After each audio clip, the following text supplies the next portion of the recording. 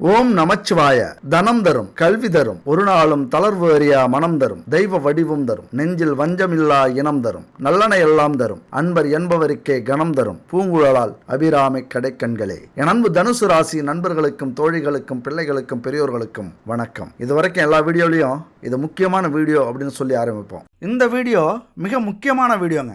ஏன்னா அந்த 2026 நம்ம வாழ்க்கை மாறியாகணும், நம்ம சூழ்நிலை சரியாகணும், நம்ம கஷ்டங்கள் போகணும், நாமளும் கௌரவமாக 4 காசை பார்க்கணும், உறவுகளோட ஒரு கெத்தாக வாழணும் அப்படிங்கிறதான் எல்லாருடைய கனவும். அப்படி நாம் ஏதோ ஒரு இடத்துல இது வரைக்கும் அதெல்லாம் அடையாமல் மனம் போன போக்கில் விதி போன போக்கில் போயிட்டுருக்கோம். ஆனால் ஒரு உண்மையை நம்ம புரிஞ்சுக்கணும், நம்ம உடம்பு சரியில்லைன்னா எந்த டாக்டருக்கு போனால் சரியாகும் அப்படிங்கிறது நமக்கு நல்லா தெரியும். அந்த பிரச்சனைக்கு ஏற்ற மாதிரி நம்ம டாக்டர்கிட்ட போகிறோம். அதுபோல் நம்ம பிரச்சனையை தீர்க்கறதுக்கு எந்த கோவிலுக்கு போனால் சரியாகும், நம்ம ராசி கோவில் நட்சத்திர கோவில் எது அப்படின்னு தெரிஞ்சுக்கிட்டு போகிறீங்க அப்படின்னா அப்படியே அது சரியாகி நம்ம தலைவிதியவே மாற்றக்கூடிய ஒரு அற்புதம் அங்கே நடக்கும். அதனால் இந்த 2026 உங்கள் ராசிப்படி எந்த கோவிலுக்கு நீங்கள் போக போகிறீங்க.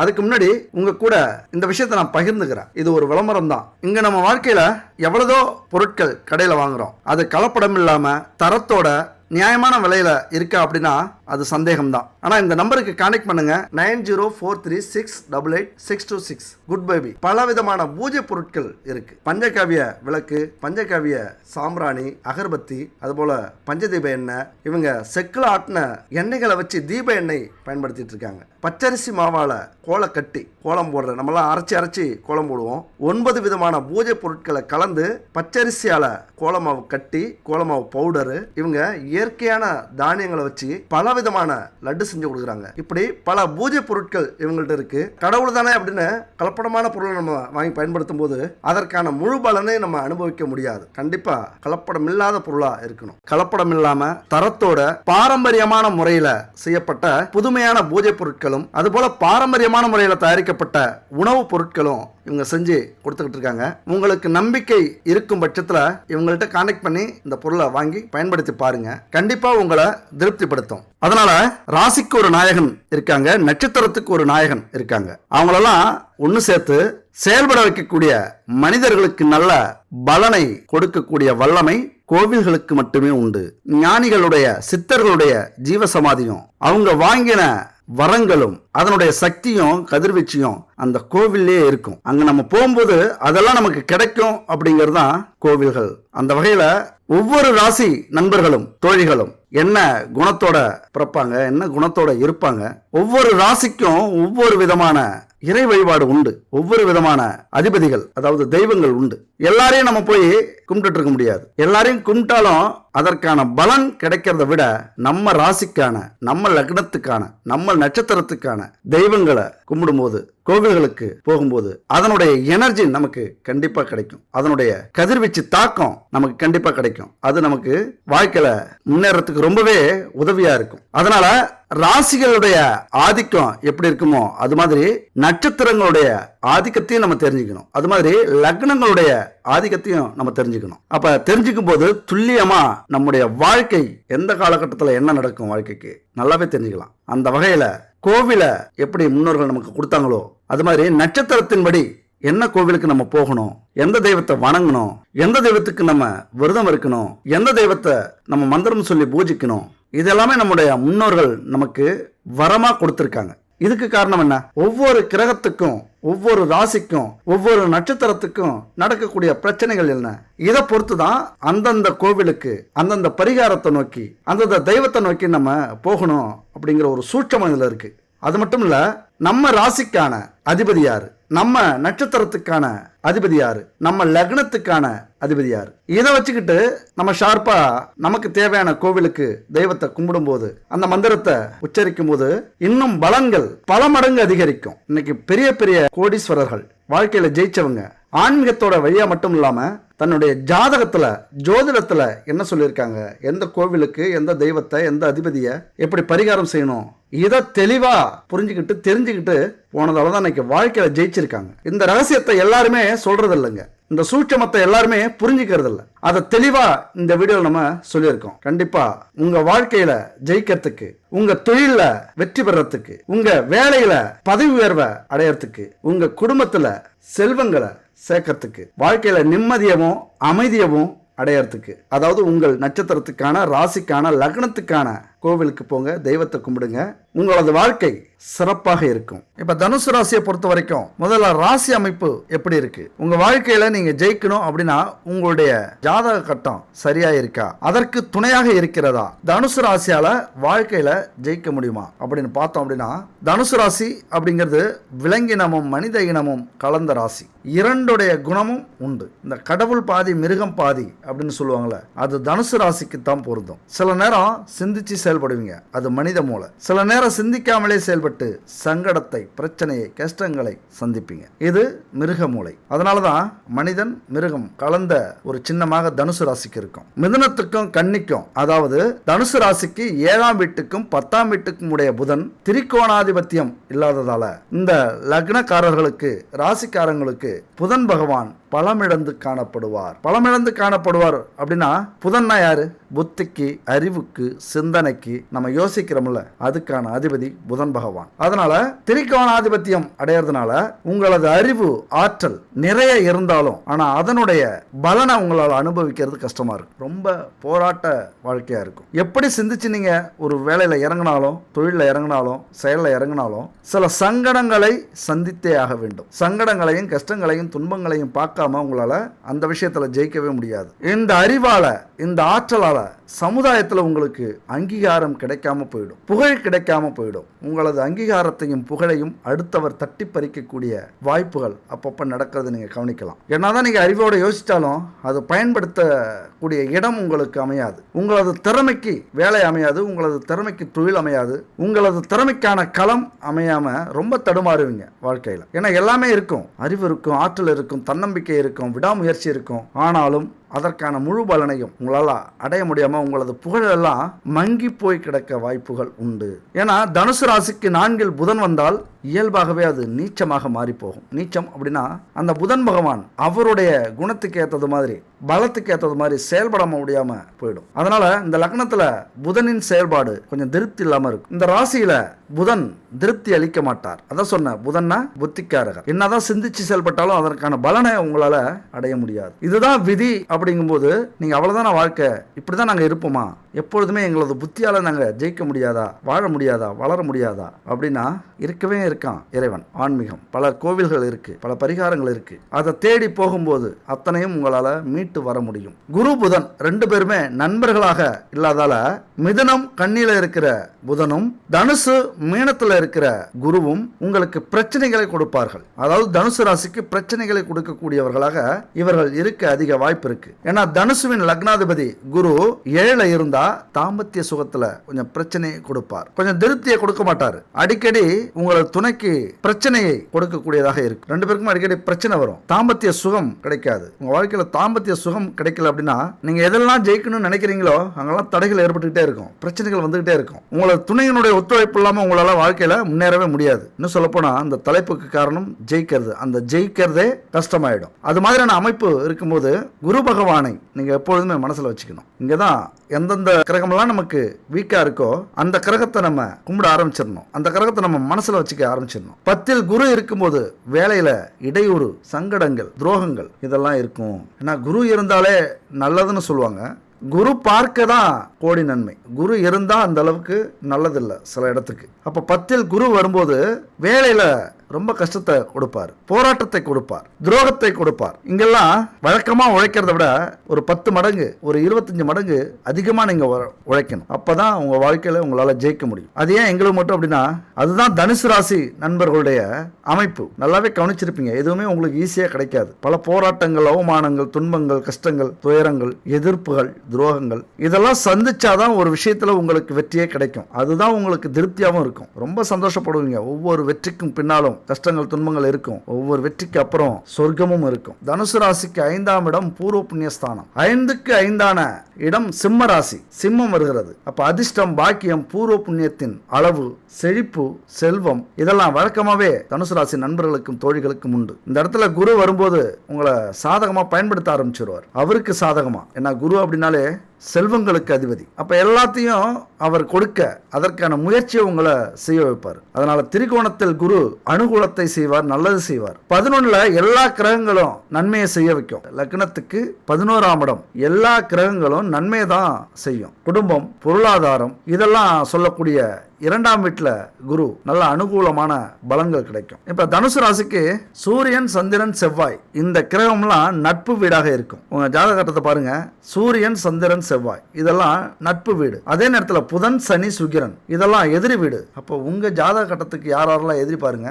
புத்திக்கு காரகன் புதன், கர்மக்காரகன் சனி, களத்திர காரகன் சுக்கிரன் இவங்கெல்லாம் உங்களுக்கு எதிரியாக செயல்படுவார்கள். இப்ப நட்பாக செயல்படக்கூடிய சூரியன், சந்திரன், செவ்வாய் என்ன செய்வாங்க அப்படின்னா, சூரியன் உங்களுடைய தன்னம்பிக்கையை வளர்ப்பார்கள், விடாமுயற்சியை வளர்ப்பார்கள், எந்த ஒரு விஷயத்தையும் விவேகத்தோட பயப்படாம செய்ய வைப்பாங்க. சூரியன். சந்திரன் உங்க மனசை சுத்தமாக்கி மனசை தெளிவுபடுத்தி காயப்படுத்தாம மனசுக்கு ஒரு ஊக்கமா இருந்து உங்களை உங்க வாழ்க்கையில முன்னேற்றத்துக்கும் ஜெயிக்க வைக்கிறதுக்கும் ஒரு காரணமா இருப்பார் இந்த சந்திர பகவான். அடுத்தது செவ்வாய். எப்பொழுதுமே உங்களால சோர்வாவே இருக்க முடியாது, இருக்கவே மாட்டீங்க. ஒரு தீ மாதிரி இருப்பீங்க. மேஷம், சிம்ம, தனுசு இதெல்லாம் நெருப்பு கிரகம் அப்படின்னு சொல்லுவாங்க. அதாவது தீ மாதிரி இருப்பீங்க, தீயா வேலை செய்வீங்க. அந்த விஷயத்துல சூரியன், சந்திரன், செவ்வாய் உங்களுக்கு நல்லது செய்வாங்க. அதே நேரத்தில் உங்கள் ராசி கட்டத்துக்கு எதிரிகள் கிரகமான புதன், புத்திக்கு அதிபதி, கொஞ்சம் எதையுமே யோசிக்க வைக்காம அவசரப்படுத்துவார். யாரு இந்த இடத்துல பாருங்க. செவ்வாய் வேகத்துக்கு நல்லது செய்கிறார் அப்படின்னா இங்க யோசிக்காம செவ்வாய் செயல்படுவார். புதன் பகவானை அலட்சியப்படுத்துவார். ஏன்னா எதிரி வீடு இல்ல. புதன் பகவானை கண்டுகிட்டா புத்திசாலித்தனமா செயல்படணும். அப்ப எதிரி வீடு புதன் அப்படிங்கிறதுனால யோசிக்காம புத்தியை வச்சு செயல்படுத்தாம நீங்களாவே வேகமா செயல்படுவீங்க. அப்ப அங்க என்ன பிரச்சனை நடக்கும் அப்படின்னு நீங்க யோசிச்சு பாருங்க. அதை நம்ம சொல்ல வேண்டிய அவசியம் இல்லை. யோசிக்காம செய்யற எந்த ஒரு விஷயமும் வெற்றி அடையிறது ரொம்ப கஷ்டம். அடுத்தது சனி பகவான். அவர் என்ன பண்ணுவாரு, முடிஞ்ச வரைக்கும் நியாய தர்மம் எதுன்னு பார்ப்பாரு. உங்க வாழ்க்கையில எப்பொழுதுமே நீங்க பிறந்ததிலிருந்து இறப்பு வரைக்கும் நீங்க நியாயமா செயல்படுறீங்களா அப்படிங்கிறத பார்த்துக்கிட்டே இருப்பார், கவனிச்சுக்கிட்டே இருப்பார். ஏற்கனவே முன்ஜென்மம் அதுல தெளிவா இருந்தீங்களா, நியாய தர்மத்தோட நடந்துக்கிட்டீங்களா அப்படிங்கிறதையும் கவனிப்பார். இதையெல்லாம் கவனிக்கிற சனி பகவான் அதுக்கு ஏற்றது மாதிரியான பலன்களை உங்களுக்கு கொடுப்பார். இப்ப சனி நட்பு வீடா இருந்தா நீங்க கஷ்டப்படாம உங்கள் கர்ம வினைக்கேற்ற பலன் கிடைக்கும். இங்க எதிரி வீடா இருக்கிறதுனால நீங்க போராடணும். சோதனைக்கு மேல் சோதனையை கொடுத்து அதனுடைய பலனை கொடுக்க வைப்பவர். இப்ப எதிரி உங்கள்கிட்ட சிக்கிட்டான், ஒரு விஷயத்துக்காக கேட்க வராங்க, ஒரு பணம் கேட்க வராருன்னு வச்சுக்கோங்க. எதிரி, உங்களுடைய எதிரி பணம் கேட்க வராங்க.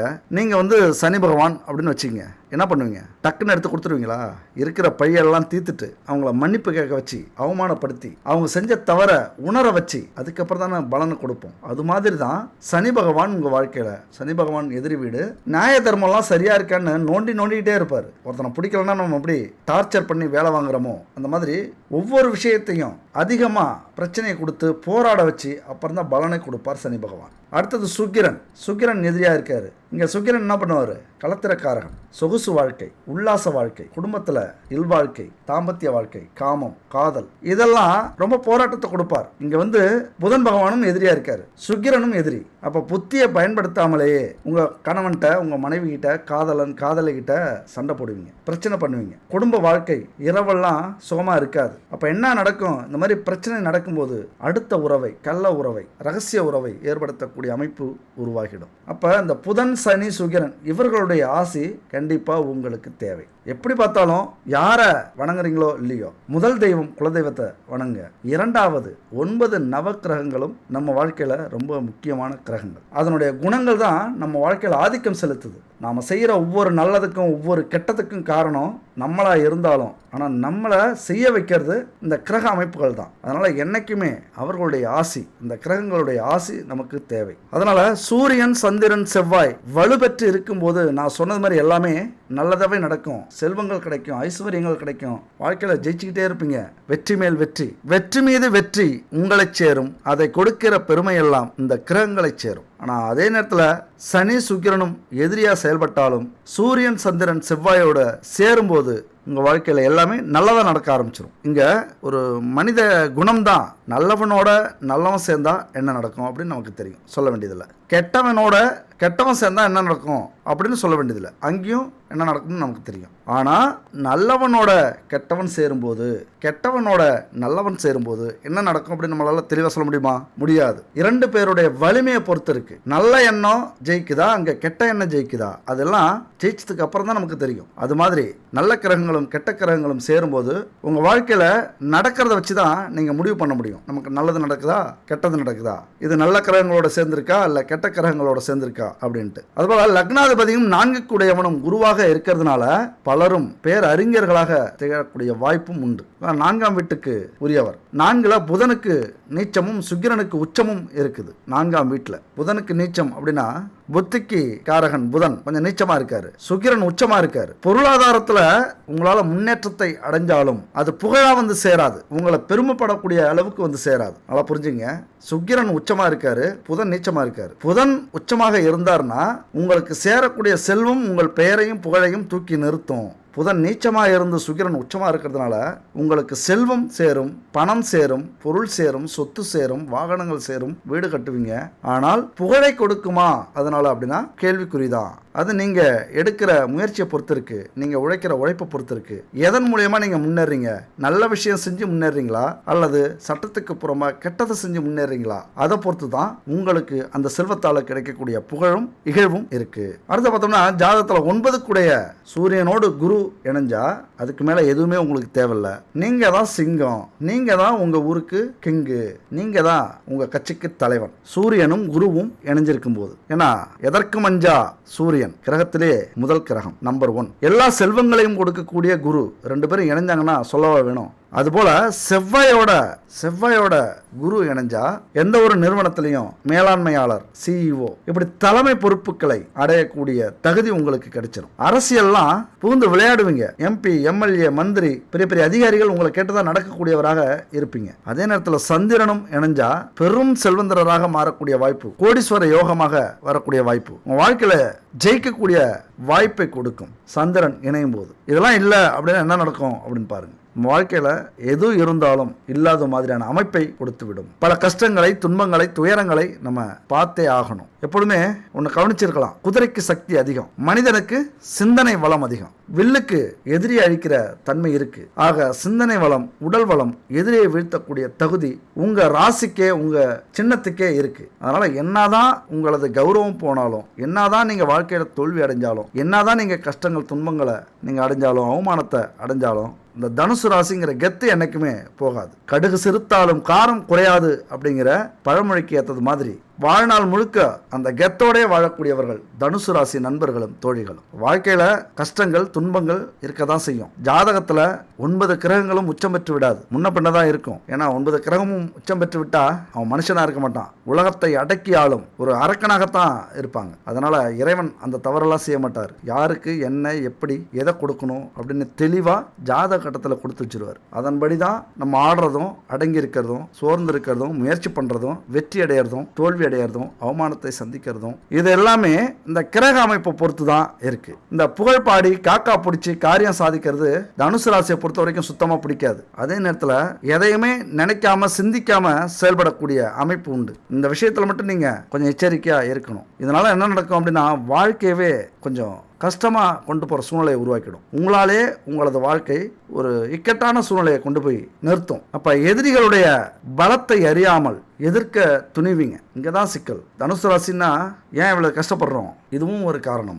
எதிரிகளுடைய பலத்தை நம்ம ஆராய்ச்சி பண்ணணும். என்ன செயல் செய்ய போகிறோமோ அதில் நல்லதை மட்டும் பார்க்குற நம்ம கெட்டதையும் பார்க்கணும். அதுதான் தனுசு ராசி நண்பர்களுக்கும் தோழிகளுக்கும் மிக மிக ஒரு முக்கியமான விஷயம். ஒரு மனுஷனுக்கு வாழ்க்கையில் இந்த 3 விஷயம் தான் முக்கியம். இந்த 3 விஷயம் இல்லாத மனுஷன் எல்லாமே சந்தோஷமா தான் இருக்காங்க. எதிரிகள் இல்லா, கடன் இல்லா, நோய் இல்லா மனிதர்கள் வாழ்க்கையில சொர்க்கத்தை அனுபவிச்சுட்டு இருக்காங்க. அதுல தான் நமக்கு பிரச்சனை இருக்கு அப்படின்னா இறைவன் தான் ஒரே வழி. உங்க வாழ்க்கையில நீங்க நல்லதை அனுபவிக்கணும், நல்லதை செய்யணும், கட்டுப்பாட்டோட வாழணும் அப்படின்னா அதுக்கு ஒரே வழி ஆன்மீகம் தான். நம்முடைய முன்னோர்கள் ஆன்மீகத்தை தான் முதல்ல எடுத்து வைக்கிறாங்க. தவறு செஞ்சாலும் நல்லது செஞ்சாலும் இது மனுஷனுடைய இயல்பு. இப்ப நீங்களே எடுத்துக்கங்க, எந்த தவறு செஞ்சாலும் என்ன சொல்லுவீங்க? என் மனசால யாருக்கும் எந்த கெடுதலும் நான் நினைச்சதில்ல அப்படிங்கறத சொல்லுவோம். இதுக்கு என்ன அர்த்தம்? தான் செய்யறது தப்பா சரியா அப்படின்னு கூட தெரியறதில்ல. இங்க இது ஒரு பெரிய சூட்சமங்க. நம்ம செய்யறதுல எதுங்க தப்பு எதுங்க சரி அப்படின்னு கண்டுபிடிக்கவே முடியாது. இப்ப ஒருத்தவங்களை அடிக்கிறோம் அப்படின்னாலே அது தப்பா ரைட்டான்னு கூட நம்ம சிந்திக்கக்கூடிய நேரம் இருக்காது. நல்லதுக்காக அடிக்கிறோமா கெட்டதுக்காக அடிக்கிறோமா, அவன் தப்பு செஞ்சதுக்காக நம்ம அவன் அடிக்கிறோமா, இல்ல நம்முடைய கோபத்துக்காக நம்முடைய வலிமையை காட்டுறதுக்காக நம்ம அடிக்கிறோமா, இங்கதான் தப்பு ரைட்டு அப்படின்னு பாக்குறோம். ரொம்ப குழப்பம் இருக்கு இந்த விஷயத்துல. எது சரி எது தப்பு அப்படின்னு பல விஷயங்களை நம்ம ஆராய்ச்சி பண்ணிட்டு இருக்க முடியாது. வாழ்க்கையில ஓடுற ஓட்டத்துல தப்போ ரைட்டோ போயிட்டே இருப்போம். ஆனா யார் ஒருத்தன் செய்யக்கூடிய ஒவ்வொரு செயலிலும் நடந்து போறது இயற்கை. ஆனா கீழே ஒருத்த பார்த்து எறும்பு கூட்டம் போகுதா, ஏதாவது ஜீவன் நடந்து போகுதா, அதை மிதிக்காம போகணும் அப்படின்னு நினைச்சா அது மிகப்பெரிய ஒரு நல்ல விஷயம். அப்ப இதை எல்லாரும் நம்ம கவனிக்கிறது இல்ல. என்னதான் நம்ம புண்ணியம் செஞ்சாலும் ஒரு பறவைகள் கூண்டையோ அல்லது ஒரு எறும்புகள் கூட்டத்தையோ கலைச்சோம் சிதைச்சோம் அப்படின்னா அது கூட பாவம் தான். ஆனா அந்த பாவத்தினுடைய அளவு இருக்கு, பெருசா சின்னதா அப்படிங்கிறது. அப்ப இந்த விஷயத்துல இருந்து நம்ம தப்பிக்கணும், அதுக்கு பரிகாரம் தேடணும் அப்படின்னா ஒரே இடம் கோவில் தான், தெய்வம் தான், ஆன்மீக வழிதான். இப்ப எப்போதுமே நம்ம என்ன பண்ணுவோம், நாம செய்யற தப்பு நியாயமா அநியாயமா அப்படின்லாம் பார்க்க வேண்டியதில்லை. ஏன்னா யார் பார்க்கறாங்க, அதுக்கு சாட்சி இல்லை இப்படின்னு நினைச்சுக்கிறது. எந்த தப்பு செஞ்சாலும் அதை மறைக்க முயற்சி பண்றது. தப்பு செய்யறது கூட தப்பு இல்ல, தப்பு செஞ்சதை மறைக்கிறாங்களா அது மிகப்பெரிய தப்பு. அதுக்கெல்லாம் பரிகாரமும் இல்ல வழிபாடும் இல்லை. ஏன்னா கர்மாங்கிறது மிக சூட்சமமான ஒரு விஷயம். பாவங்கள் செஞ்சா கேள்வி கேட்கும், தர்மம் செஞ்சா அந்த கேள்விக்கு பதில் சொல்லும். இப்ப யாருமே பார்க்காம செய்யற தப்பு எப்படி தெரியுமா இருக்கும்?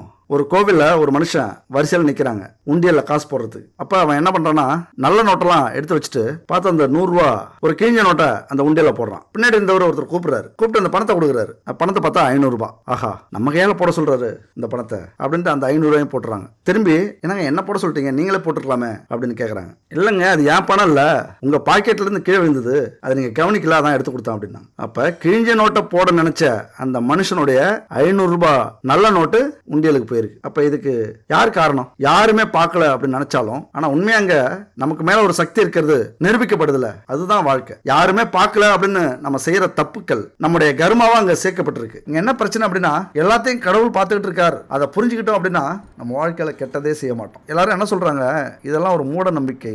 எது மூட நம்பிக்கை?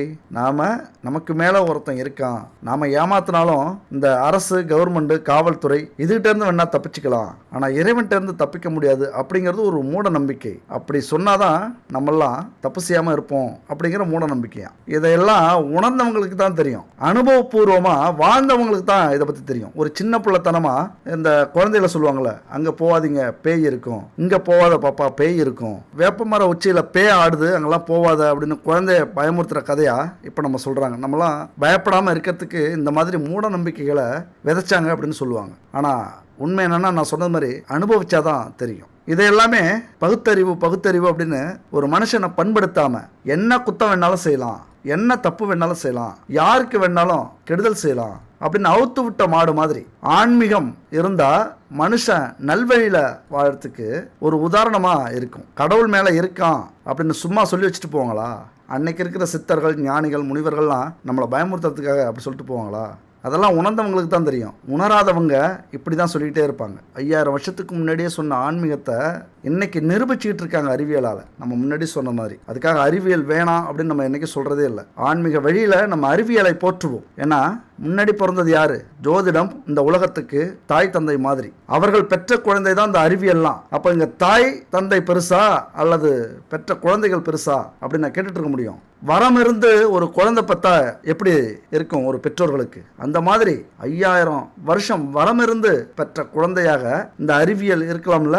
அறிவியல் ஒரு பொக்கிஷம் தான். ஆனால் ஆன்மீகம் இல்லாமல் அறிவியல் முளைக்கவே முடியாது. அன்னைக்கு சொன்ன அத்தனை விஷயங்களும் இன்னைக்கு அறிவியல் மூலியமா நிரூபிக்கப்பட்டுக்கிட்டு இருக்கு. அது ஒரு பெருமை தான். அதுக்காக ஆன்மீகமே இல்லைன்னு வெறுக்க முடியாது, அதை அவமானப்படுத்த முடியாது. இன்னைக்கு இருக்கிறவங்க அதான் செஞ்சுட்டு இருக்காங்க நிறைய பேர். அவங்க வேணா சொல்லிட்டு இருக்கலாம் அறியாமை, அதாவது மூட நம்பிக்கை அப்படின்ட்டு. நம்மளை பொறுத்த வரைக்கும் ஆன்மீகத்தின் வரமிருந்து பெற்ற குழந்தைகள் தான் இந்த அறிவியலும் பகுத்தறிவும். அதனால நமக்கு மேல ஒருத்தன் இருக்கான் அப்படிங்கிற நம்பிக்கை உங்களுக்கு வந்துருச்சு அப்படின்னா கண்டிப்பா உங்க வாழ்க்கையை பெரிய மாற்றத்தை ஏற்படுத்தும். ஒவ்வொரு விஷயத்திலையும் நேர்மையா செயல்பட ஆரம்பிப்பீங்க. அடிச்சான்னா அவனுடைய விதி அப்படின்னு போயிட்டே இருப்பீங்க. எதிர்த்து அடிக்காம வரீங்க அப்படின்னு இல்லை, அவங்ககிட்ட இருந்து எப்படி அவனை காயப்படுத்தாம அவனை நல்வழிப்படுத்துறது அப்படிங்கிற எண்ணங்கள் உங்களுக்கு வரும். இதுதான் இந்த ஆன்மீகம் செய்யக்கூடிய செயல். அப்ப தனுசு ராசி லக்னத்துல இளமையில செழிப்பாகவும் நடு பகுதியில் பெரிய சங்கடத்தையும் சந்திச்சாலும் ஒரு 40-50 வயதுக்கு மேல எல்லா சுகங்களையும் அனுபவிக்கக்கூடிய காலகட்டமாக உங்களுக்கு அமையும். உண்மையிலே உங்களது புத்தி வளர்ந்து எண்ணங்கள் உதயமாகி அனுபவங்கள் நிறைய கிடைச்சி இன்பம்னா என்ன, துன்பம்னா என்ன, மகிழ்ச்சினா என்ன, அறிவியல்னா என்ன, ஆன்மீகம்னா என்ன, வேலை, தொழில், பொருளாதாரம், இதில் எல்லாத்துலேயும் மிகப்பெரிய அனுபவத்தை நீங்கள் பெற்று தெளிவாகி அப்படி வாழ்க்கை வரும்போது முதுமையில் கண்டிப்பாக இணைக்கும். சொர்க்கமாக உங்கள் வாழ்க்கைக்கு அது மாறும். தனுசு ராசி நண்பர்களுடைய வாழ்க்கை அந்த இளமை காலத்தில் போராட்டத்தை அனுபவிச்சிங்க அப்படின்னா எல்லாமே வெற்றியும் தோல்வியும் ஒரு பாடமாக எடுத்துக்கிட்டு உங்கள் வாழ்க்கையில் கண்டிப்பாக முன்னேறுவீங்க. அப்போ உங்களுக்கு 5 குடைய செவ்வாயும் 9 குடைய சூரியனும் வலுவாக இருக்கும்போது எவ்வளோ பெரிய கஷ்டங்கள் வந்தாலும் இன்பத்தை சுவைக்கலாம். அதுபோல் சூரியன், செவ்வாய், புதன், குரு இவங்களால அதிகபட்சம் நன்மைகளை அனுபவிக்கக்கூடிய அமைப்பு தனுசு ராசிக்கு உண்டு. இங்க புதன் விதிவிலக்காக வருகிறார், எதிர் ஸ்தானத்தில் இருக்கிறவர். இருந்தாலும் சூரியன் செவ்வாய் கூட சேரும்போது புதனும் நல்லவராக மாறிவிடுவார். சூரியன் புதன் சேர்க்கையும் செவ்வாய் குரு சேர்க்கையும் சூரியன் செவ்வாய் தொடர்பும் ரொம்ப விசேஷமானது. உங்களை ஒவ்வொரு நிமிஷமும் ஜெயிக்க வைக்கும். வெற்றி மீது வெற்றி வந்து உங்களை சேரும். ராஜயோக பலன்கள் அனுபவிக்கலாம். நீங்க சுக்கிரனும் சனியும் கெடுபலன்களை உண்டு பண்ணுவார்கள். சுக்கிரனும் சனியும் கெடுபலன்களை உண்டு பண்ணுவார்கள். ஏன்னா சுக்கிரன் யாருக்கு அதிபதி உங்களுக்கு சொல்லவே வேண்டியதில்லை, முன்னாடி வீடியோவில் சொல்லியிருக்கோம், பார்க்காதவங்க போய் பாருங்க. சுக்கிரன் மீது பாயும் சனி பகவான் அப்படின்னு சொல்லியிருக்கோம். 7ஆம் பார்வையாக இப்போ பார்த்துக்கிட்டு இருக்காங்க. இந்த காலகட்டத்திலலாம் தனுசு ராசி நண்பர்களும் தோழிகளும் ரொம்ப எச்சரிக்கையாக இருக்கணும். அதைத்தான் போன வீடியோவில் சொல்லியிருக்கோம். ரொம்ப முக்கியமான வீடியோ வாழ்க்கைக்கு. தலைப்பை பார்க்கும்போது கொஞ்சம் ஒரு மாதிரியாக தான் இருக்கும், ஆனால் உள்ற நினைச்சு பார்க்க முடியாத தகவல்கள் உங்களுக்கான பலன் அங்கே கொட்டி கிடக்கும், போய் பாருங்க.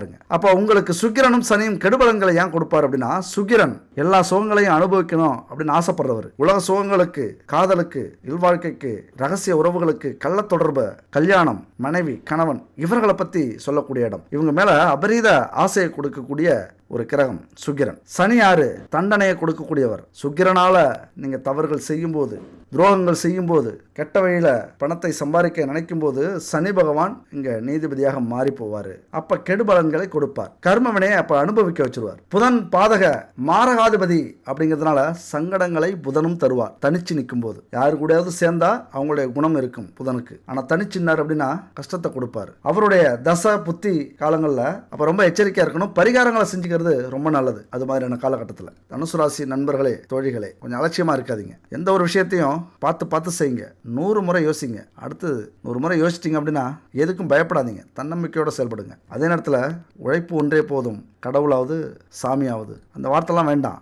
ஆன்மீகம் இல்லாமல் நம்ம வாழ்க்கையில் ஜெயிக்கவே முடியாது. ஏன்னா ஆன்மீகம் தான் நமக்கான அந்த எனர்ஜியை, சக்தியை, உள்ள தெளிவை, தூய்மையை, அந்த ஒரு நல்ல எண்ணங்களை, எதுலேயுமே நல்ல விஷயத்தை கடைபிடிக்கணுங்கிற எண்ணத்தை கொடுக்கறதே அந்த தெய்வீகம் தான், அந்த ஆன்மீகம் தான். அதனால் அதை விட்டுறாம எந்த ஒரு செயலை நீங்கள் செஞ்சாலும் சரி, உங்களுக்கு அந்த புனிதமான ஒரு பலன் கிடைக்கும். 1000 ரூபாய் கிடைச்சாலும் அது நீண்ட காலம் உங்கள் கூடவே அது தங்கியிருக்கும். நல்வழியில், ஆன்மீக வழியில், ஆன்மீக சிந்தனையின் மூலயமா, உங்களது உழைப்பின் மூலயமா கிடைக்கிற அந்த செல்வம் இருக்குல்ல, அந்த 1000 ரூபாய், அது கடைசி காலம் வரைக்கும் உங்க கூடவே இருக்கும். நான் சொல்றது 1000 ரூபாய் ஒரு எடுத்துக்காட்டுக்கு. கோடிக்கணக்கான செல்வங்களும் கோடிக்கணக்கான ரூபாய்களும் உண்மையான உழைப்பின் மூலியமா நேர்மையாக கிடைச்சது அப்படின்னா உங்கள் வாழ்க்கையில் கடைசி வரைக்கும் உங்க கூடவே வரக்கூடிய செல்வங்களாக அது இருக்கும். அதனால ஆன்மீகத்தோடு உங்களது உழைப்பையும் தன்னம்பிக்கையையும் செயல்படுத்துங்க. இதை மட்டும் நீங்க நல்லா புரிஞ்சுக்கணும். சாதாரணமா இல்ல, அடி மனசுல வச்சுக்கங்க. எதெல்லாம் உங்க முயற்சி இல்லாம உங்க வாழ்க்கையில உங்களை தேடி வந்ததோ அதெல்லாம் ஆண்டவன் கொடுத்த பரிசு. எதையெல்லாம் உழைச்சி போராடி உண்மையா சேர்த்தீங்களோ, அடைஞ்சிங்களோ, அதெல்லாம் உங்களுடைய வாழ்வுக்கும் துன்பத்துக்கும் கர்மாவுக்கும் கிடைச்ச மூலதனம், ஆதாரம், உங்களுடைய சொத்து. ஆண்டவன் கொடுத்த பரிசை நம்ம சொத்துன்னு வச்சுக்க கூடாது. அதை தான தர்மம் செய்யறது சிறந்த சிந்தனை. தான தர்மம் செய்யறதுக்கு புண்ணியம் வேணும், அதெல்லாம் கொடுத்து வச்சிருக்கணும். அப்படி ஒரு வாய்ப்பு நமக்கு கிடைச்சிருக்கு, அதை நம்ம தான தர்மம் செஞ்சிருவோம் அப்படின்னு செஞ்சிடணும். நம்ம போராடி நேர்மையா சம்பாரிச்ச சொத்தை பத்திரப்படுத்தி வச்சுக்கணும். அதை கண்ணாபின்னான்னு செலவு பண்ணக்கூடாது. ஆடம்பரமா வாழலாம், உல்லாசமா வாழலாம், அதே நேரத்தில் சிந்திச்சு செயல்படுத்தணும். அந்த சொத்தை நீங்க என்ன வேணாலும் செய்யலாம். சொத்துக்கள் சேர்ந்துகிட்டே தான் இருக்கும். எவ்வளவு செலவு பண்ணாலும் அந்த சொத்து உங்களுக்கு சேர்ந்து கொண்டே இருக்கும். வாழ்க்கை ஒரு வட்டம் மாதிரி உங்களை தான் சுத்தி சுத்தி வரும். யாராலையும் அழிக்க முடியாது, அதை யாராலையும் கெடுக்க முடியாது. அந்த சொத்து உங்களை மட்டும் இல்ல, நேர்மையா உண்மையா உழைச்சி கிடைக்கக்கூடிய சொத்து 7 தலைமுறைக்கும் கூடவே வரும். அதனால எல்லாருமே இப்படிதான் நேர்மையா உழைச்சி போராடி சம்பாதிக்கிறாங்களா, முன்னேறாங்களா அப்படின்னா இங்கதான் கர்மா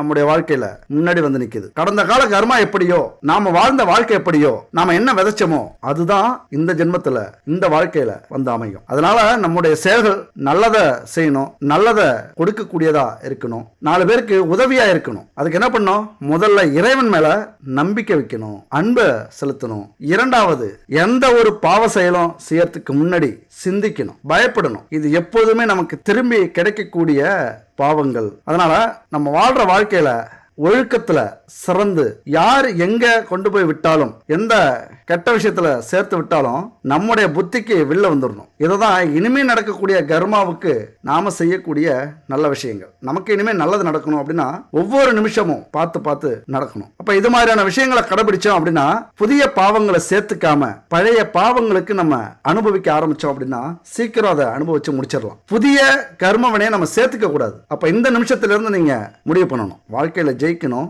செல்வங்களை சேர்க்கணும், அந்த செல்வம் 7 தலைமுறைக்கு நிலைச்சு நிற்கணும். அப்படின்னா நேர்மை, உண்மையான உழைப்பு, 4 பேருக்கு உதவி, இந்த 3 மட்டும் கடைபிடிச்சிங்க.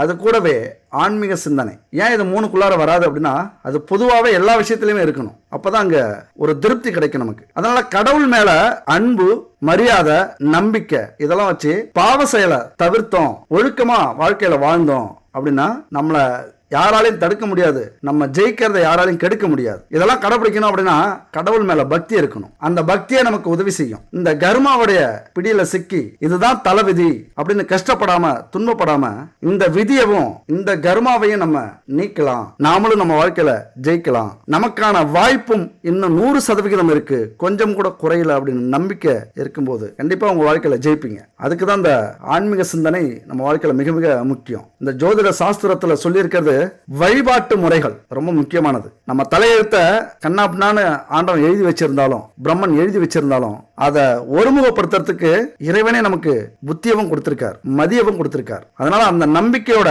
விதி எப்படி விளையாண்டாலும் நம்முடைய மதியால நிதானமா, பொறுமையா, ஆன்மீக பலத்தோடு எந்த கடவுளை, எந்த தெய்வத்தை எப்படி வணங்கணும் அப்படிங்கறத தெரிஞ்சுக்கிட்டு ஒவ்வொரு நாளும் இதை நம்ம கடைபிடிக்கணும் அப்படின்னா கண்டிப்பா வெற்றி நம்ம பக்கம்தான். அதனாலதான் இங்க கடவுளோட, கோவிலோட பரிகாரங்களையும் நம்ம சொல்லிட்டு இருக்கோம். பல அற்புதமான சக்தியை கொண்டதுதான் நம்முடைய பிரபஞ்சம். இந்த பிரபஞ்சத்தை நம்ம முழுசா நம்பி எந்த செயல்ல ஈடுபடுறோமோ, எது நமக்கு கிடைக்கணும்னு நினைக்கிறோமோ அது கண்டிப்பா நமக்கு கிடைக்கும். கண்டிப்பா வெற்றியை அடைய முடியும். இந்த பிரபஞ்சம் நீ எதை செய்யறியோ அதே திருப்பி கொடுக்கும். அது உங்க உடலுக்கும் பொருந்தும். எல்லாரும் சொல்லுவோம், அண்டத்துல இருப்பதுதான் பிண்டத்தில் இருக்கு அப்படின்னு சொல்லுவாங்க. அதனால நம்ம உடலும் ஒரு பிரபஞ்சம் தான். எப்படி இந்த பிரபஞ்சத்துக்கு எல்லையே இல்லையோ அந்த மாதிரி நம்முடைய உடலுக்கும் எல்லை இல்லை. ஏன்னா நம்ம உடம்புல இருக்கிற மனசு இருக்குல்ல, அதுக்கு எல்லை உண்டா? நினைச்சு பாருங்க. இந்த மனசு எங்க வேணாலும் போகும், இந்த பிரபஞ்சத்தோட எல்லைக்கு வேணாலும் போகும். நம்ம கடவுள், தெய்வம், ஆன்மீகம் இதெல்லாம் எதை வச்சு வணங்குறோம்? இந்த பிரபஞ்சத்துடைய எல்லை தான் அந்த இறைவன். அப்ப இந்த பிரபஞ்சமும் நம்முடைய உடலும் மனமும் ஒண்ணு. அதனால நம்முடைய உடலை ரொம்ப பாதுகாக்கணும். உங்க ராசியை பொறுத்த வரைக்கும் முறையான உணவு ரொம்ப முக்கியம். முறையான உணவை நீங்க சாப்பிடல அப்படின்னா ஆரோக்கியம் கெடும். இதுதான் மனசுக்கும் உடலுக்கும் உள்ள ஒரு ஒற்றுமை. இதுதான் பிரபஞ்ச விதி. அதனால ஆன்மீக ரீதியா செய்யக்கூடிய எந்த ஒரு பரிகாரமும் இந்த பிரபஞ்சத்தோட தொடர்புடையது. நல்லா புரிஞ்சுங்க. நம்ம வீட்டுல தீபம் ஏத்தி சூடம் ஏத்தி கும்பிடுறோம் அப்படின்னா இந்த பிரபஞ்சத்துக்கு தொடர்புடையது. அந்த பிரபஞ்சம் வரைக்கும் அது எட்டும். அந்த சக்தி உங்களுக்கு நேரா வந்து கிடைக்கும். இந்த பிரபஞ்சத்தை நம்ம நேரடியா தொடர்பு கொள்ளணும் அப்படின்னா நம்முடைய பூஜை முறை, பரிகார முறை, நம்முடைய தியானம், மந்திரம் இதுதான் காரணம். அது மட்டும் இல்ல, ஆன்மீக ரீதியா சொல்ற இந்த பிரம்ம முகூர்த்தம் அப்படிங்கிறது நேரடியா இந்த பிரபஞ்சத்தை தொடர்பு படுத்துறது, நேரடியா கடவுளை பார்க்கக்கூடிய விஷயம், நேரடியா நம்முடைய எண்ணங்களை கொண்டு போய் சேர்க்கறதுக்கும் அந்த எண்ணங்களுக்கு பதில் கொடுக்க பிரபஞ்சம் தயாராகிறதுக்கும் ஒரு முன்னோடி தான் இந்த தியானம், மந்திரம், ஆன்மீக சிந்தனை. அதனால தயவு செஞ்சு பிரபஞ்சத்தை நம்புங்க, முழுமையா நம்புங்க. இங்க வந்து எந்த அளவுக்கு பிரபஞ்சத்தை நம்புறீங்களோ அந்த அளவுக்கு கடவுளை நம்புவீங்க. எந்த அளவுக்கு கடவுளை நம்புறீங்களோ அந்த அளவுக்கு உங்களை நம்புவீங்க. எந்த அளவுக்கு உங்களை நம்புறீங்களோ அந்த அளவுக்கு வெற்றி நிச்சயிக்கப்படும். எதை கேட்டாலும் நமக்கு வாரி வழங்கக்கூடிய வள்ளல் தான் இந்த பிரபஞ்சம். அதனால அந்த பிரபஞ்சத்தை நம்ம வசப்படுத்தினா மட்டும்தான் நம்ம வாழ்க்கையில ஜெயிக்க முடியும். எதுக்கு இவ்வளவு பெரிய விஷயத்தெல்லாம் பேசிட்டு இருக்கீங்க, பிரபஞ்சம், கர்மா அப்படின்லாம்? இங்க நம்பிக்கைங்கிறது ரொம்ப முக்கியம் இல்ல. எதுக்காக நம்ம நம்பணும் அப்படின்னு நீங்க கேட்கலாம். இந்த ஒரு புரிதல் வேணும், இந்த ஒரு ரகசியம், இதெல்லாம் ஒரு சூட்சமம் மாதிரி. எதுக்குமே ஒரு தொடர்பு வேணும்ல. நீங்க கோவிலுக்கு போங்க, தெய்வத்தை வணங்குங்க, உங்களுக்கு நல்லது நடந்துரும் அப்படின்னு சொல்றதை விட ஏன் கோவிலுக்கு போகணும்? இந்த பிரபஞ்சம்னா என்ன? இந்த பிரபஞ்சத்துக்கும் தெய்வத்துக்கும் என்ன தொடர்பு? இந்த தெய்வத்துக்கு நமக்கு என்ன தொடர்பு ஏற்படும்? எல்லாத்துக்கும் ஒரு காரணம் இருக்குல்ல. அதனாலதான் இந்த விஷயத்தெல்லாம் நம்ம தெளிவா சொல்றோம். இதை புரிஞ்சுக்காம இந்த வீடியோ வீடியோ லாங்கா இருக்குன்னு பல பேர் சொல்லிட்டு இருக்கீங்க. அதை பத்தி நமக்கு கவலை இல்லை. உங்களுக்கு பிடிக்கல அப்படின்னா ஸ்கிப் பண்ணிட்டு வேற வீடியோ பாருங்க. டைம் கிடைக்கும் போது இந்த வீடியோ பார்க்கலாம். ஆனா இது எப்போதுமே இருக்கக்கூடிய வீடியோ, எத்தனை வருஷம் ஆனாலும். அது மாதிரி வாரி வழங்கக்கூடிய இந்த பிரபஞ்சத்தை நம்ம எப்படி அணுகிறோம் அப்படிங்கிறது ரொம்ப முக்கியம். போய் நின்றுகிட்ட பிரபஞ்சமே எனக்கு எல்லாத்தையும் கொடுத்துறாது. அதுக்குன்னு ஒரு முறை இருக்கு. அதுதான் இந்த பரிகார முறை, பூஜை முறை, தியான முறை, மந்திர முறை. அதனால இந்த உலகத்துல பிறக்கிற ஒவ்வொருத்தருமே ஏதோ ஒரு வித கர்மாவால தான் நம்ம மீண்டும் பிறப்படுத்திருக்கிறோம். நல்லா புரிஞ்சுக்கங்க. ஏதோ விட்ட குறை தொட்ட குறை, எங்கேயோ தப்பு பண்ணி அதை சரி பண்ணி அப்புறம் தப்பு பண்ணி சரி பண்ணி மீண்டும் மீண்டும் பிறப்படுத்திக்கிட்டே இருக்கும். புல்லாகி பூண்டாகி புழுவாய் மரமாகி பல்விருகமாகி பறவையாய் பாம்பாகி கல்லாய் பேயாய் கணங்களாய் வல்லசுரராகி அப்படிங்கிறது மாதிரி நம்ம ஏதோ ஒரு பிறப்பை எடுத்துக்கிட்டே இருக்கோம். அதுக்கெல்லாம் காரணம் கர்மா. ஒவ்வொரு பிறப்புக்கும் பின்னாடி ஏதோ ஒரு சாபம் இல்லைன்னா வரம் கண்டிப்பா இருக்கும். அதையெல்லாம் முறைப்படுத்தணும் அப்படின்னா நம்ம வாழ்க்கையை முறைப்படுத்தணும், ஆன்மீகத்துல பயணம் செய்யணும். அதுக்கப்புறம் தான் நம்ம வாழ்க்கையில ஜெயிக்க முடியும். வாழ்க்கையில ஜெயிச்சா மட்டும்தான் அங்க மரியாதை. ஒரு முறை வேணா ஜெயிச்சு பாருங்க.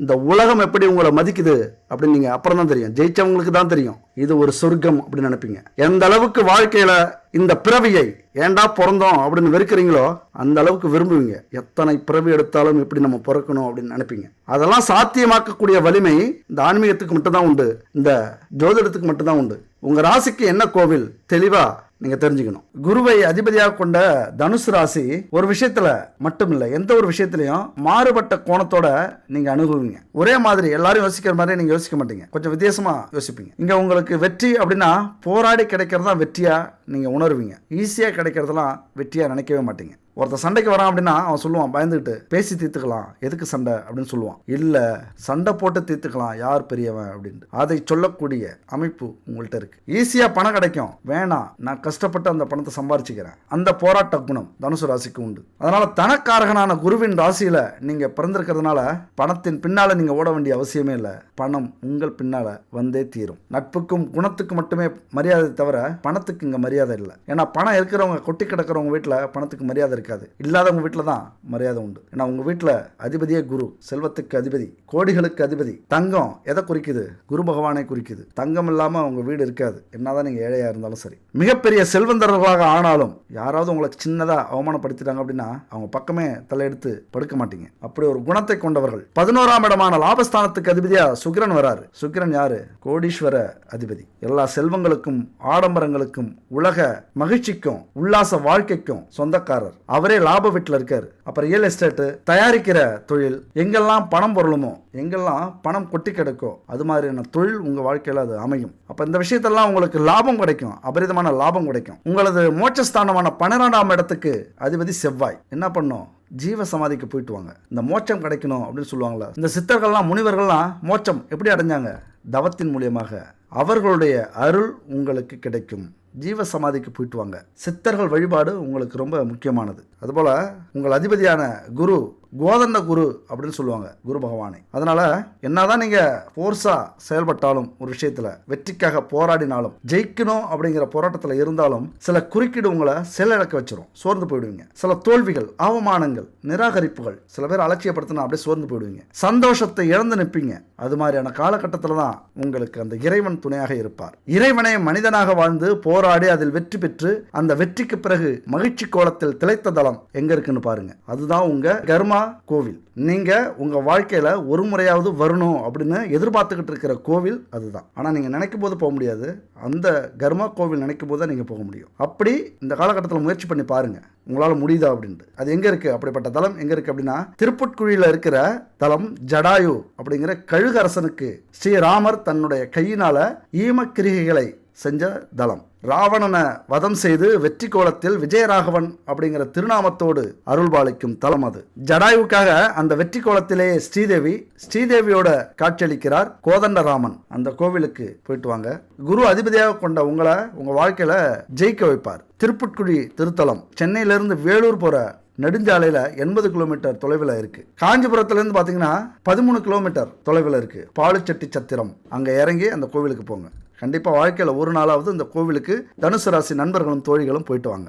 அடுத்தது நட்சத்திரம். மூலம் நட்சத்திர நண்பர்கள் சமயபுரத்தில் அருள் தரும் மாரியம்மனை பஞ்சமி திதி அன்னைக்கு போயிட்டு வணங்கிட்டு வாங்க. உங்கள் வாழ்க்கை நலம் பெறும். முடிஞ்சா ஒவ்வொரு அமாவாசை ஒரு 12 அமாவாசை 12 ராசிக்கும் 12 அமாவாசை இரவில் அங்கே தங்கிட்டு வாங்க. இன்றைக்கும் ஒவ்வொரு அமாவாசைக்கும் ஒவ்வொரு மாதம் அமாவாசைக்கும் அவ்வளவு கூட்டம் நைட்டில் அங்கே தங்குவாங்க. அந்த கோவிலை சுற்றி நைட்டில் தங்கறதுக்கு மட்டுமே அவ்வளோ இடம் ஒதுக்கி வச்சுருக்காங்க. அவ்வளோ பேர் போய் தங்கிட்டு வராங்க. மூல நட்சத்திர நண்பர்கள் போய் தங்கிட்டு வாங்க. அந்த மாரியம்மனுடைய அருள் உங்களது பாவ புண்ணியங்கள் எல்லாம் போக்கி அத்தனை வரங்களையும் கொடுப்பார். உங்கள் கஷ்டத்தெல்லாம் நீக்கி உங்கள் வாழ்க்கையில் ஜெயிக்க வைப்பார் மாரியம்மன். அடுத்த பூராடம் நட்சத்திர நண்பர்கள் காஞ்சிபுரத்தில் அருள் பாலிக்கும் ஸ்ரீ காமாட்சி அம்மனை வணங்கிட்டு வாங்க. அங்கேயும் அதே மாதிரி அமாவாசை அன்னைக்கு முடிஞ்சா 12 அமாவாசை அங்கேயும் போய் தங்குங்க.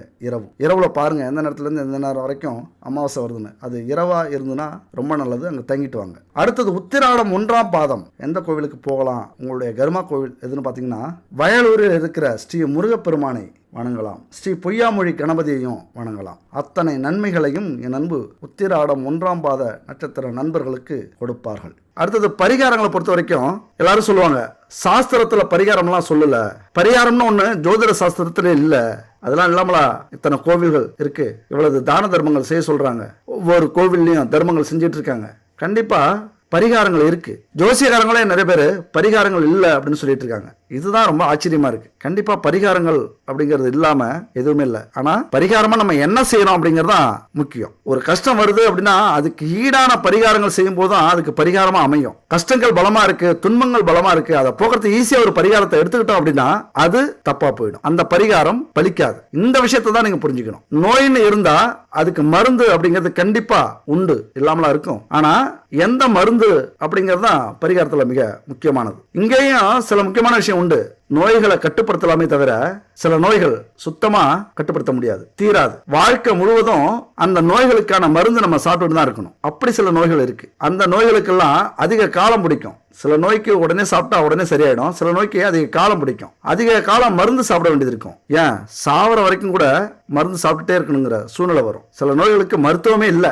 இதை ஒரு எடுத்துக்காட்டா வச்சுங்க. அப்படிதான் பரிகாரங்களும். அப்ப என்ன பண்ணணும்? அதுக்கெல்லாம் காரணம் என்ன?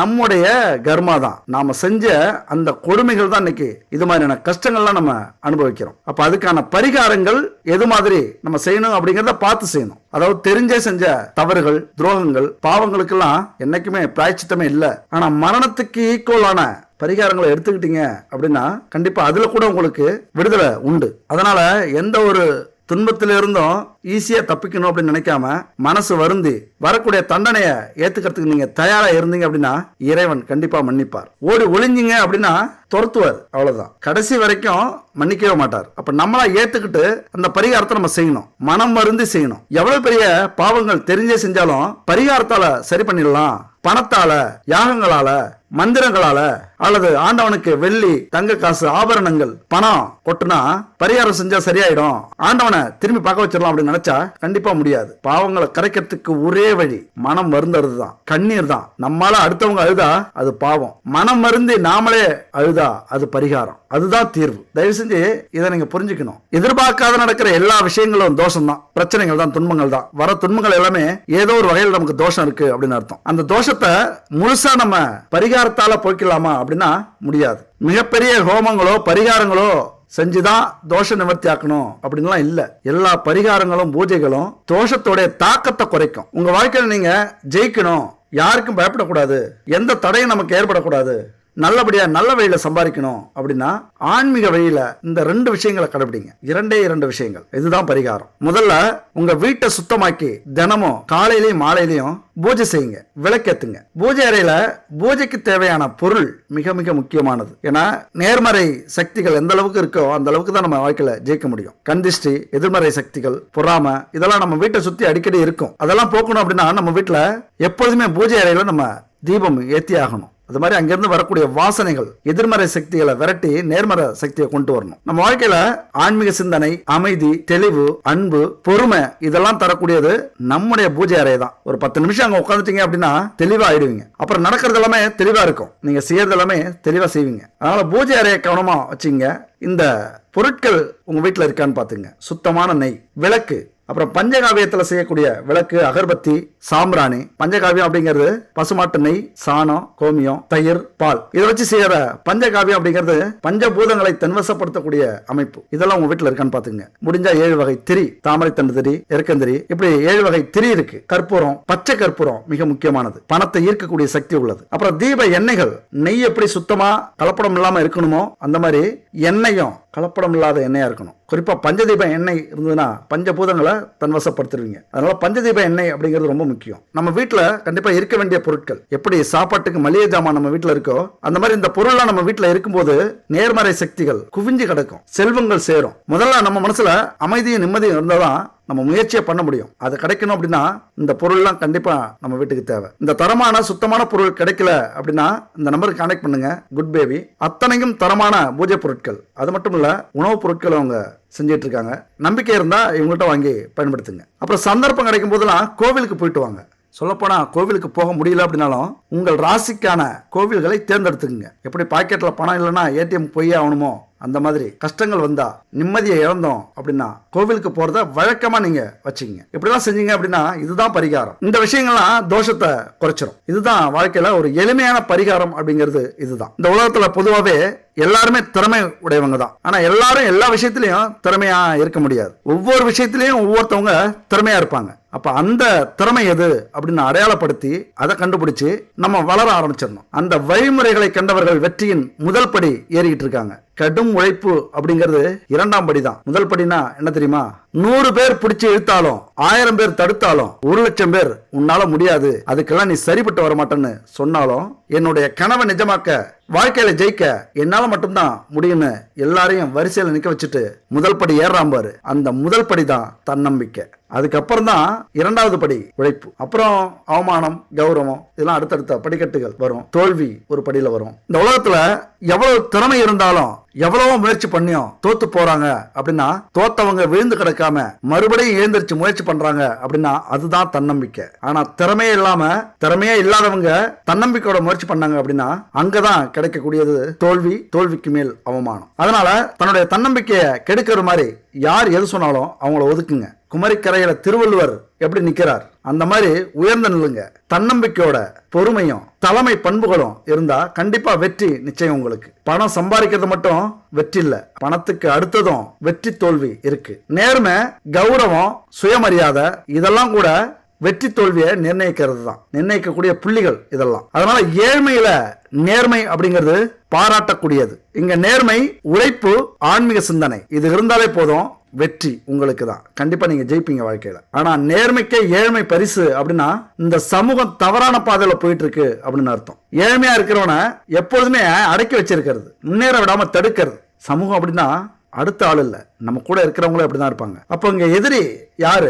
நம்முடைய சமூகம் தான். அதனால நம்ம ஜெயிக்கணும்னா நாம எப்பொழுதுமே இப்படிதான், நம்மளால முடியாது, நமக்கு கொடுத்து வச்சது இவ்வளவுதான், நம்முடைய விதி இவ்வளவுதான் அப்படின்னு அலட்சியமா இல்லாம நம்மளால முடியும் அப்படின்னு நம்ம மேல நம்பிக்கை வச்சு இந்த சமூகத்துக்கு நம்ம யாருன்னு காட்டித்தான் ஆகணும். திருவள்ளுவருடைய ஊக்கமுடைமை, ஆய்வினை உடைமை, இடுக்கண் அறியாமை, வினைத்திற்பம் இதெல்லாம் சொல்லக்கூடியது அப்படின்னா, துன்பங்கள் வரும்போது மனம் தளராமல் நகைத்து ஒதுக்குங்க. துன்பங்களை கடப்பதற்கு அதனை விட சிறந்த வழி எதுவுமே இல்ல. துன்பம் உங்களை சூழும் போது துவண்டு போவாதீங்க, அந்த துன்பத்தையே துன்பத்தில் ஆழ்த்தி அதை தோல்வி அடைய செய்யுங்க அப்படிங்கறதா திருவள்ளுவர் சொல்லக்கூடிய பாடம். இதெல்லாத்தையும் நம்ம புரிஞ்சுக்கிட்டோம் அப்படின்னா நாம தான் இங்க கிங்கு. தலைவராகலாம், கோடீஸ்வரராகலாம், எல்லா வகையிலையும் உங்களை தகுதிப்படுத்துங்க.